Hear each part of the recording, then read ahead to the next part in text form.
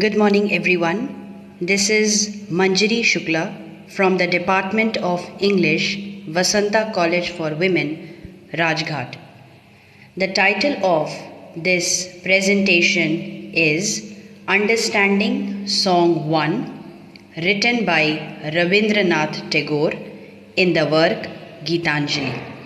The target audience for this particular podcast are all the students from graduation and post-graduation who are reading Tagore in their syllabus.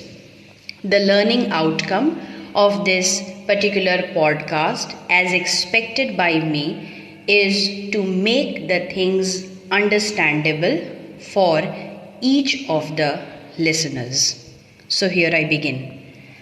Rabindranath Tagore's Gitanjali is originally written in Bengali language.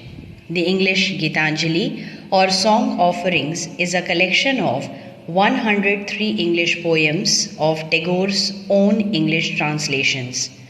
The word Gitanjali is composed out of Geet addition Anjali. Geet means song and Anjali means offering. Thus, it is meant as song offerings. The publication of the English version of Gitanjali paved Tagore a way to the world of English literature. It was in 1912 he published the Gitanjali, and in 1913 he was awarded the Nobel Prize by Swedish Academy. The first song about which this podcast is basically focused begins with Thou hast made me endless. The first stanza starts mentioning the grace of God to human being. Tagore considers human body as a frail vessel. God intermittently repairs its damages and fills up it with fresh life. God is all master of human being. He takes care of his subjects and solves their problems. In that way, man is made endless with the pleasure from God.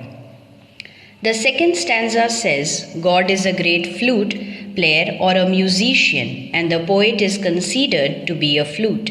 The breath paid through the flute comes as a melody, and it is eternally new. It lasts forever. Tagore might have considered the poet as a flute, and the poem comes out of his mouth as an eternal melody which is new forever. Poet reaches in unspeakable about the characteristic of God in the next stanza.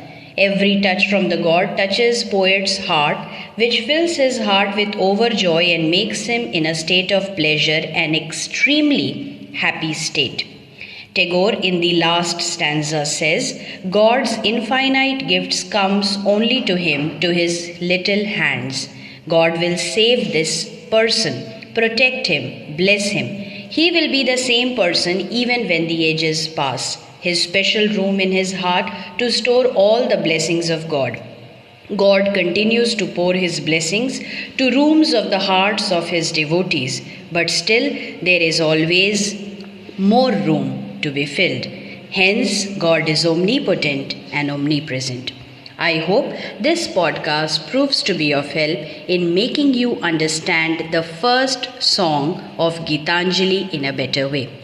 Thank you for patient listening. Here's wishing you a great day ahead. Thank you.